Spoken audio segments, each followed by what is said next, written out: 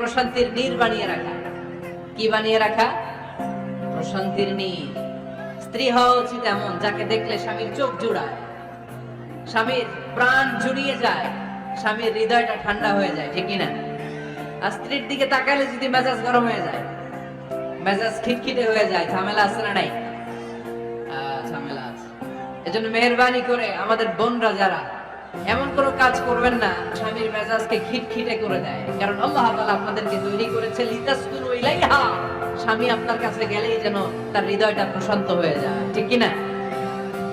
অনেক স্ত্রী আছে না জেনে না বুঝে স্বামীর সাথে এমন খিটখিটে মেজাজ দেখায় যেটা স্বামীর জন্য মেনে নেওয়া কষ্টকর, স্বামীর জন্য একটা ত্রাস হয়ে দাঁড়ায়। স্ত্রী ত্রাস।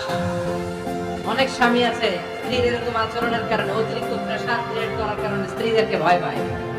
এজন্য বোনদেরকে বলবো লিতাসকুনু ইলাইহা, এমন ভাবে আপনি আপনার স্বামীর সামনে নিজেকে প্রেজেন্ট করেন যাকে আপনাকে দেখলে আপনার স্বামীর চোখ জুড়িয়ে যায়, হৃদয়টা প্রশান্ত হয়ে যায়, আপনাকে দেখলেই আপনাকে ভালোবাসতে মনে চায়, ঠিক কি না? এজন্য রব্বুল আলামিন বলেন আমি নারীদেরকে তৈরি করেছি লিতাসকুনু ইলাইহা, যেন পুরুষেরা স্ত্রীদের সংস্পর্শ যখন পায় পুরুষদের হৃদয়টাকে প্রশান্ত করে দেয়। কে? রব্বুল আলামিন বলেছেন খাদিজার জন্য জান্নাতে আমি এমন একটা ঘর বানিয়েছি যেই ঘরের মধ্যে কোনো বিশৃঙ্খলা নাই। খাদিজার জন্য জান্নাতে এমন একটা প্রাসাদ আমি বানিয়েছি যেই প্রাসাদের মধ্যে কোনো আওয়াজ নাই, কোনো কোলাহল নাই, কোনো বিশৃঙ্খলা নাই। কারণ খাদিজা আমার নবীকে এমন একটা ঘর উপহার দিয়েছে যেই ঘরের মধ্যে কোনো বিশৃঙ্খলা ছিল না, আওয়াজও ছিল না। পড়েন সুবহানাল্লাহ। আল্লাহ রাসূল যখন সারাদিন কাফেরদের মাঝে কোরআনের দাওয়াত দিতেন, কোলাহল মারামারি জীবনের ঝুঁকি নিয়ে মক্কার কুরাইশদের মাঝে যখন দাওয়াত দিতেন, সব বিশৃঙ্খলা ঝামেলা দাওয়াত দিতেন, সব বিশৃঙ্খলা ঝামেলা গোলমাল শেষ করে রাতের বেলায় যখন খাদিজার ঘরে বিশ্বনবী ঢুকতেন, বিশ্বনবীর হৃদয়টারে প্রশান্ত করে দিত কে? আম্মাজান খাদিজা বিশ্বনবী সাল্লাল্লাহু আলাইহি ওয়াসাল্লামের জন্য এমন ঘর উপহার দিয়েছেন যেই ঘরে বিশ্বনবী আসলে বিশ্বনবীর হৃদয়টা ঠান্ডা হয়ে যেত। সুবহানাল্লাহ পড়ে। অনেক স্ত্রী আছে স্বামী ঘরে ঢুকলে ঘরে আটা নাই, রুটি নাই, চাল নাই, ডাল নাই, এটা লাগবে ওইটা লাগবে, ওখানে যেতে হবে, একটার পর একটা ফিরিস্তি বলে বেড়ায়, আছে না নাই? না, এটা করবেন না। আপনার কি লাগবে এই সব দায় দায়িত্ব আল্লাহ তাআলা স্বামীকে দিয়েছে, স্বামীকে জানাবেন। তবে ধীরে সুস্থে, ধীরে সুস্থে স্বামীর জন্য ঘরটাকে এমন করে রাখতে হবে যেন ঘরে ঢুকলে স্বামীর হৃদয়টাকে প্রশান্ত করে দেয় কে? এজন্য স্ত্রীর প্রথম দায়িত্ব ঘরটারে প্রশান্তির নীর বানানো।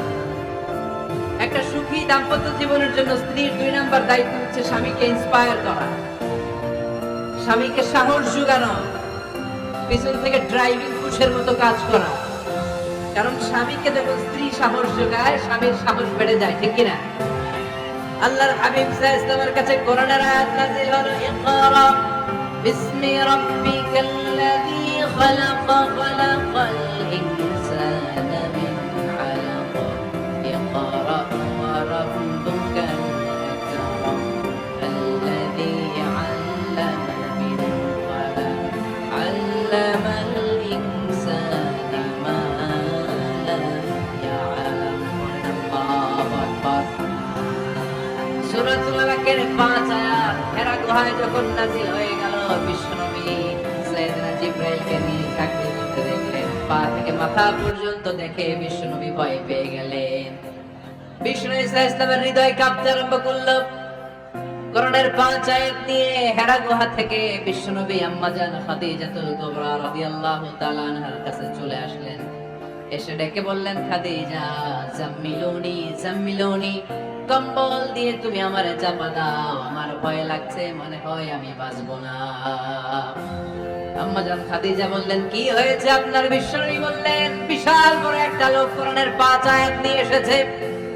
ওই লোকের পা হেরা গুহার মধ্যে, মাথাটা আকাশের উপরে, এত বিশাল সত্তা, বিশাল কোন মানুষ জীবনে আমি দেখি নাই। এসে সে পরিচয় দিয়েছে সে নাকি জিবরাইল ফেরেশতা। বিশ্বনবী বললেন, মনে হয় আমি বাঁচবো না, আমার জ্বর চলে এসেছে, আমার হৃদয়ের মধ্যে কাঁপুনি শুরু হয়েছে, তুমি আমারে কম্বল দিয়ে চাপা দাও। আম্মাজান খাদিজা বললেন, ও নবী ভয় পাবেন না, আমার আল্লাহ কোনদিন আপনার অপমান করবেন না। সুবহানাল্লাহ পড়েন। ওয়াল্লাহি ওয়াল্লাহি লা ইউখজিকা আল্লাহু আবাদা। নবী গো, আল্লাহ আপনার অপমান করবেন না, কারণ আপনার মধ্যে এমন এমন ভালো ভালো গুণ আছে, এই গুণাবলী গুলি যে মানুষের মধ্যে থাকে তাকে আমার রব কোনদিন অপমান করতে পারে না। চিল্লায় বলেন ঠিক কি না? নবী হে, ইন্নাকা লা তাসিলুর রাহিমা, আপনি আত্মীয়তার সম্পর্ক বজায় রাখেন। ও নবী, তাসদুকুল হাদিসা, সব সময় আপনি সত্য কথা বলেন।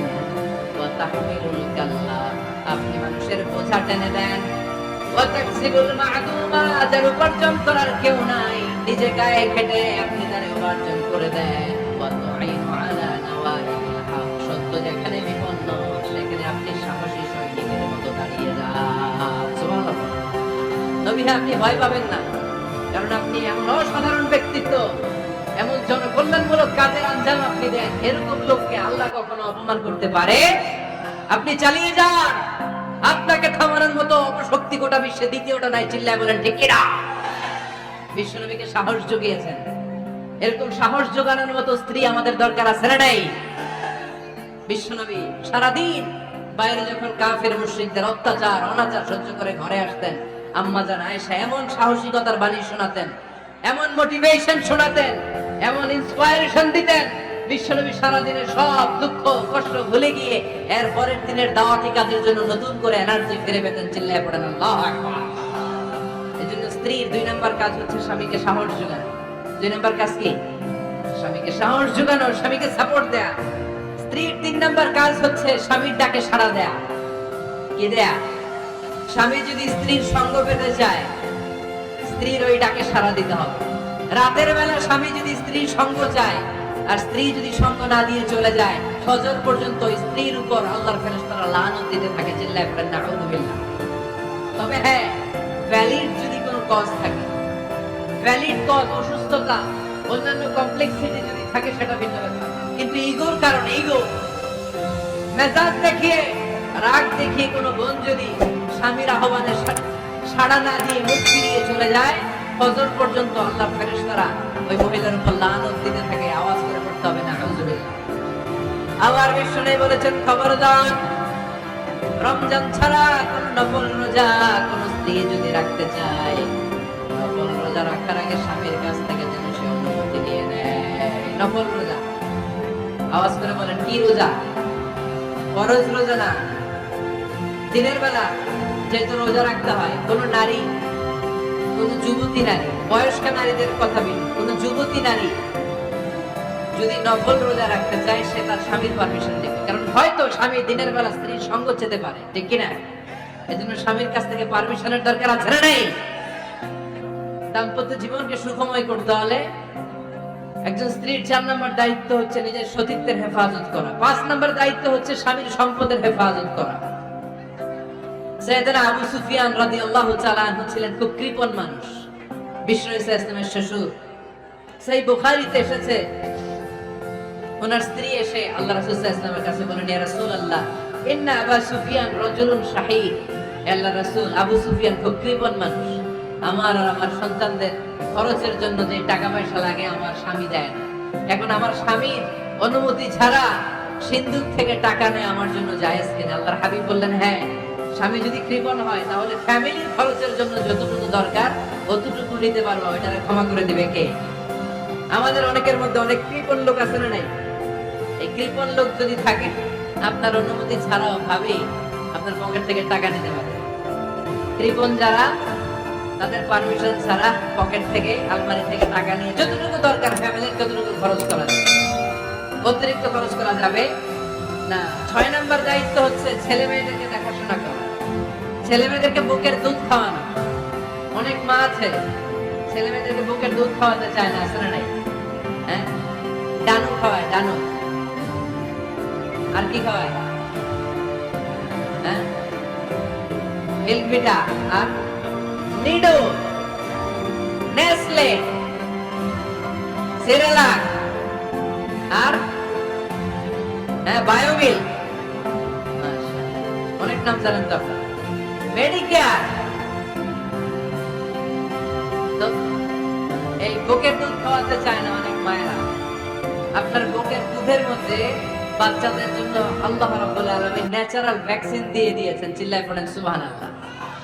ন্যাচারাল প্রাকৃতিক টিকা, বাচ্চার জীবনের প্রথম টিকাটা, সন্তানের জীবনের নবজাতক শিশুর প্রথম টিকাটা আল্লাহ তাআলা মায়ের বুকের শালমুজের ভেতরে দিয়ে দিয়েছেন। সুবহানাল্লাহ পড়েন।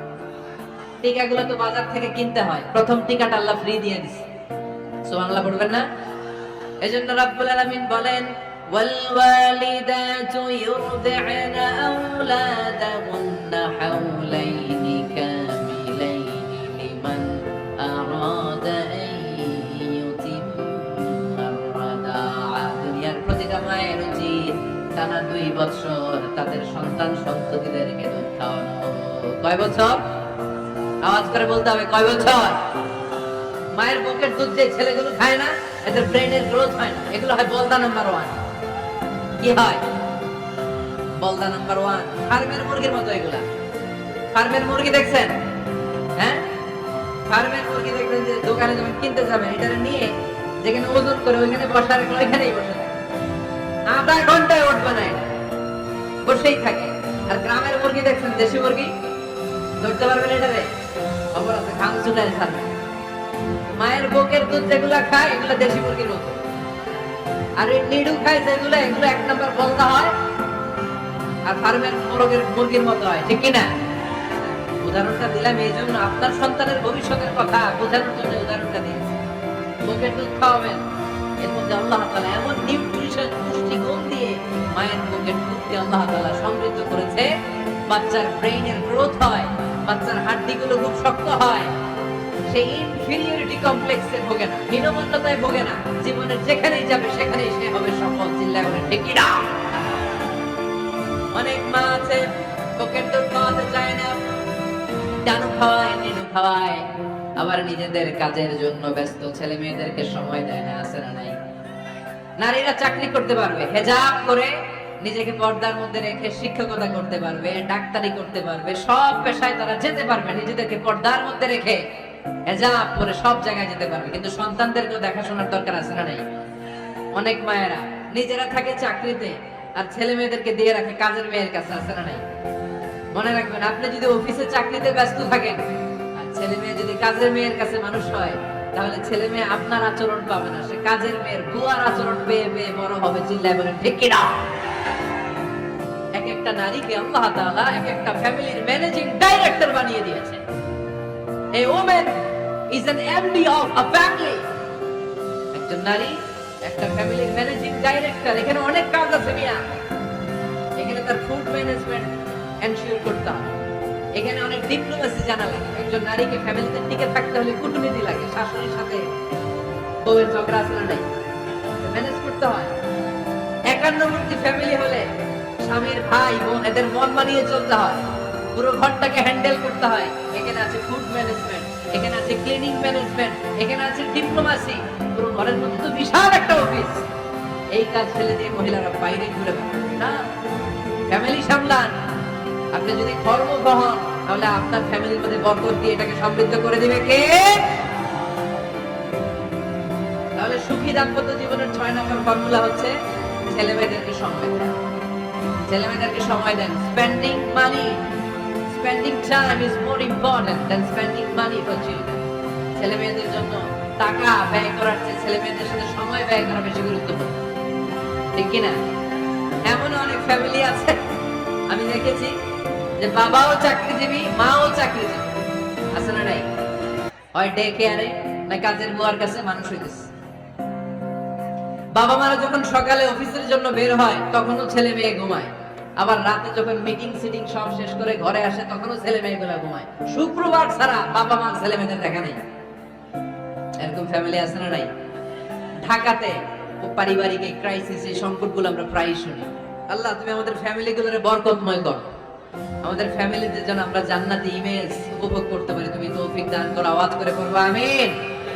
7 নাম্বার দায়িত্ব, বিশ্বনবী বলেছেন খবরদার, স্বামী পছন্দ করে না এমন কোন লোককে স্ত্রী যেন ঘরে অ্যালাউ না করে। স্বামী পছন্দ করে না এমন কোন লোককে আপনার স্ত্রী ঘরে অ্যালাউ করতে পারবে? আমার বোনেরা খবরদার, আপনার স্বামীর পারমিশন ছাড়া, আপনার স্বামী পছন্দ করে না এরকম কোন লোককে আপনার ঘরে আপনি অ্যালাউ করতে পারবেন না। ৮ নাম্বার, স্বামীকে আর্থিকভাবে সহযোগিতা করা। যদি স্ত্রী ধনী হয়, আমরা সব এক করে ফেলছি, আসলে ইসলামের দৃষ্টিতে স্বামীর ব্যালেন্স আলাদা, স্ত্রীর ব্যালেন্স আলাদা। স্বামীর যাকাত আলাদা, স্ত্রীর যাকাত আলাদা, ঠিক কি না? স্ত্রী ধনী হতে পারে, স্ত্রীর আলাদা সম্পদ থাকতে পারে। যদি স্ত্রীর সম্পদ থাকে, স্ত্রীর উচিত তার সম্পদ দিয়ে তার স্বামীকে এস্টাবলিশ হতে, স্বাবলম্বী হতে সহায়তা করা। যদিও এটা আল্লাহ তাআলা আবশ্যক করে দেন নাই, কারণ আর্থিক ফিনান্সিয়াল সব কাজগুলোকে স্বামীর উপরে খরচ করেছে কে?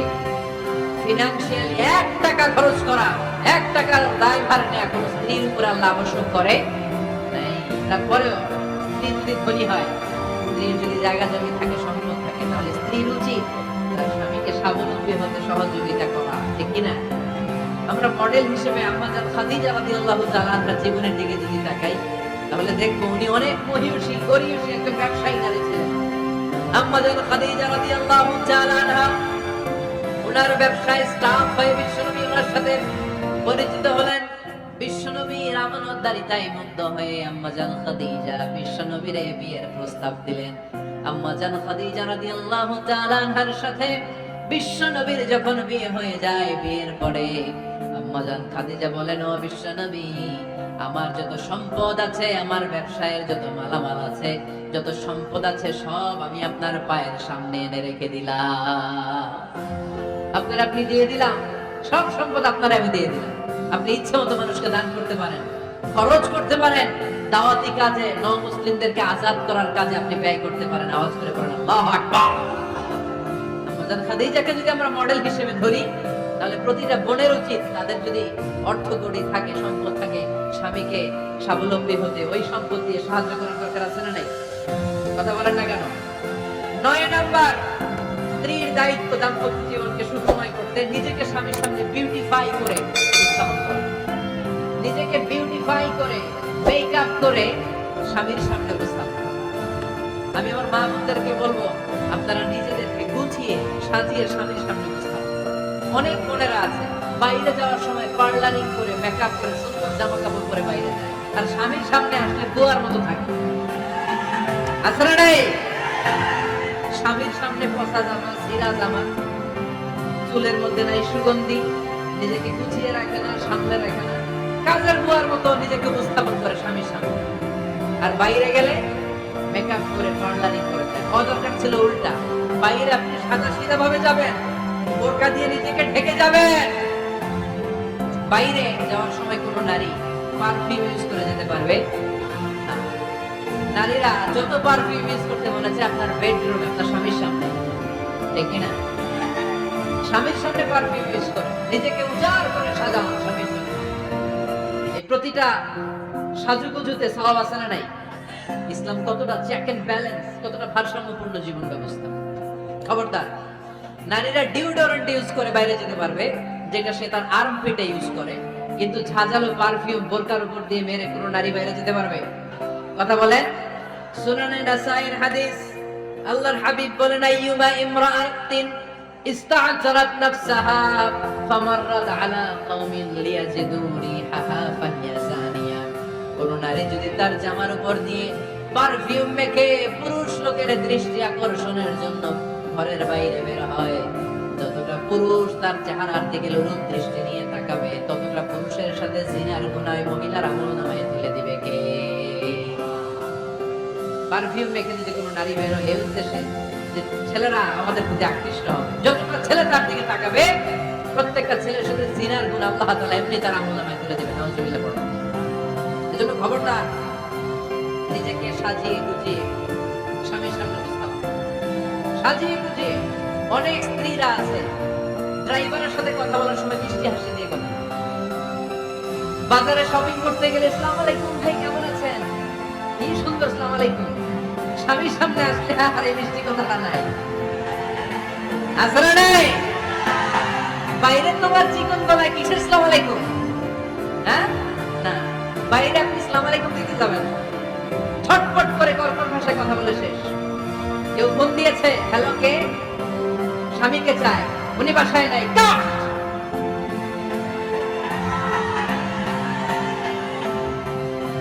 কারে চান? আপনার হাজবেন্ডের নাই, কাট, শেষ করে দেবেন। মিষ্টি মিষ্টি আসসালামু আলাইকুম, আসসালামু আলাইকুম বলা যাবে নাকি? খবরদার, খবরদার। বাজার করতে গেলে কি মিষ্টি হাসি, দোকানে গেলে কি মিষ্টি আলাপ, ড্রাইভারের সাথে কি সুন্দর কথা, সিএনজি ওয়ালার সাথে কি সুন্দর আলাপ, আর ঘরে আসলে এই চেহারাটা এরকম করে রাখে, আছে না নাই? ঘরে আসলে স্বামীর সাথে খিটখিটে মেজাজ না, উল্টো করে ফেলছেন আপনি। বরং স্বামী ছাড়া অন্যদের সাথে কথা শর্টকাটে সারবেন, যাতে কোনো ফিতনা চলে না আসে। চিল্লায় বলেন ঠিক কিনা? আর নিজেকে স্বামীর জন্য উজাড় করে সাজান, পার্লারিং করেন, বিউটিফিকেশন করেন, মেকআপ করেন, বেডরুমে পারফিউম মাখেন, নিজেকে উজাড় করে স্বামীর জন্য সাজান। সওয়াব দিয়ে আপনার আমলনামাটারে পূর্ণ করে দিবে কে? বিশ্বনবী যখন সফরে যেতেন, সফর থেকে ফিরে আসার সময় ডিরেক্টলি স্ত্রীর ঘরে যেতেন না। বিশ্বনবী একজনকে ঘরে পাঠিয়ে দিতেন, মদিনার উপকণ্ঠে কিছু সময় অপেক্ষা করতেন, আর বলতেন আজকে আমি আয়েশার ঘরে যাব, আয়েশারে যে বলে আমি এসেছি, কয়েক ঘন্টা পরে আয়েশার ঘরে আমি ঢুকবো। সুবহানাল্লাহ পড়ে। স্ত্রীকে সময় দিতেন, কারণ স্ত্রী হয়তো কাজ করে, ঘর গোছায়, ভেবে থাকতে পারে, তাকে নিজেকে গোছানোর জন্য সময়ের দরকার আছে না নাই? লম্বা সফর শেষ করে, সেই বুখারীর হাদিস, বিশ্বনবী যখন সফর শেষ করে মদিনায় ফিরতেন, ডিরেক্টলি স্ত্রীর কাছে যেতেন না, মদিনার উপকণ্ঠে ওয়েট করতেন এবং বার্তাবাহককে পাঠাতেন, যে বলো যে আজকে আমি সফিয়ার ঘরে থাকবো। সফিয়াকে সময় দিতেন 2 ঘন্টা, তাহলে নিজেকে সাজিয়ে নিতেন। আমার বোনেরা, আমার মায়েরা, খবরদার, আপনার স্বামীর ভেতরে আপনার জান্নাত, আপনার স্বামীর ভেতরে আপনার জাহান্নাম। আপনার স্বামীর মনকে খুশি রাখতে বললে জান্নাতের দরজাগুলো আপনার জন্য খুলে দিবে কে? ক্যাপাসিটির বাইরে কিছু যাবে না। এই 10টা স্ত্রীদের দায়িত্ব। এই 10টা পয়েন্ট যদি কোনো স্ত্রী স্বামীর জন্য এইভাবে স্যাক্রিফাইস করে করে এইভাবে আঞ্জাম দিতে পারে, এই স্ত্রীদের জন্য জান্নাতের